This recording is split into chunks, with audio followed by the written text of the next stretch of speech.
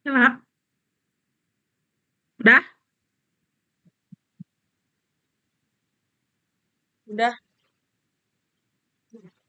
Halo guys, kembali lagi di podcast kami bertiga di manajemen akuntansi. Hari ini kita mau bahas tentang learn manufacturing concept. Jadi kita mau bahas di sini tentang hal tersebut. Jadi kalian pantengin kita terus ya. Jadi ini aku mau bertanya nih sama Amel dan Wina juga. eh Hari ini aku mau ngebahas tentang learn manufacturing concept itu. Jadi aku sering dengar istilah ini, tapi ingin memahami penerapan lebih dalam di perusahaan. Setiap perusahaan itu gimana sih? Oke, Hel, menurut aku, Lean Manufacturing itu adalah konsep manajemen produksi yang bertujuan untuk meningkatkan nilai bagi pelanggan dengan cara menghilangkan segala bentuk pemborosan atau waste dalam proses produksi. Bener Win, dengan land manufacturing, perusahaan berusaha menghasilkan produk berkualitas tinggi dengan penggunaan sumber daya yang lebih efisien, baik waktu tenaga kerja bahkan baku maupun biaya operasional. Oke, oke. Jadi ini maksud dengan pemborosan atau waste dalam konsep lean manufacturing itu gimana sih? Nah, ada 7 jenis pemborosan yang dikenal dalam Lean Manufacturing, yaitu overproduction atau produksi berlebihan. Terus yang kedua ada waiting, waktu menunggu. Yang ketiga ada transportation, perpindahan yang tidak perlu. Yang keempat ada overprocessing, proses yang berlebihan. Kemudian ada inventory atau persediaan berlebih. Terus ada motion, gerakan yang tidak perlu. Dan terakhir ada defect, produk cacat.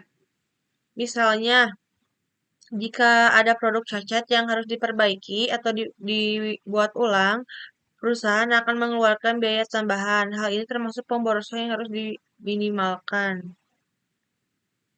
Oke, oke, aku jadi ngerti. Terus aku fokus utama learn manufacturing itu yaitu mengurangi aktivitas yang tidak memberikan nilai tambah dari bagi pelanggan gitu gak sih? Nah, tepat sekali. Aktivitas yang tidak memberikan nilai tambah harus dikurangi atau dihilangkan agar proses produksi menjadi lebih efektif dan efisien. Selain itu, Lean Manufacturing juga menerapkan prinsip continuous improvement atau perbaikan berkelanjutan. Semua karyawan didorong untuk memberikan ide perbaikan dalam proses kerja. Oke, apakah ada contoh penerapan learn manufacturing itu di perusahaan setiap perusahaan yang lain gitu? Nah, tentu aja ada hal. Contohnya, kita harus mengatur ulang tata letak mesin produksi agar alur perpindahan bahan baku lebih pendek. Dengan demikian, waktu transportasi dan biaya operasional dapat dikurangi. Dari sisi kualitas, kami juga menerapkan pemeriksaan kualitas pada setiap tahap produksinya. Tujuannya agar cacat produk dapat diketahui lebih awal dan tidak menimbulkan kerugian yang lebih besar. Jadi terus apa sih manfaat yang diperoleh setiap perusahaan jika learn manufacturing itu diterapkan dengan baik? Manfaatnya itu cukup banyak ya, antara lain yaitu meningkatkan produktivitas, mengurangi biaya produksi, mempercepat proses produksi, mengurangi jumlah produk cacat, kemudian meningkatkan kepuasan pelanggan. Selain itu, lingkungan kerja menjadi lebih rapi dan terorganisir melalui metode 5S, yaitu seri, seiton, seiso, seiketsu, dan shitsuke yang merupakan salah satu alat dalam lean manufacturing.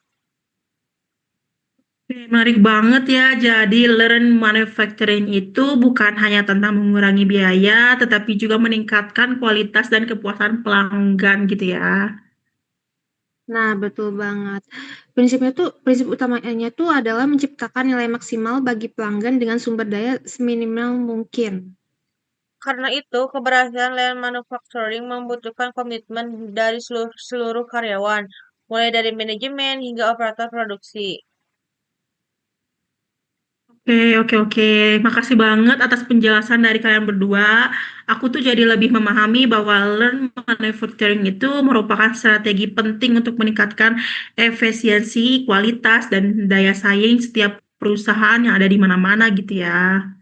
Oke, kalian yang nonton ini di podcast kita hari ini, semoga bisa bermanfaat dan lebih mengerti apa itu learn manufacturing itu di setiap perusahaan dan manajemen akuntansi. Oke, sekian dari kita. Bye-bye. Dan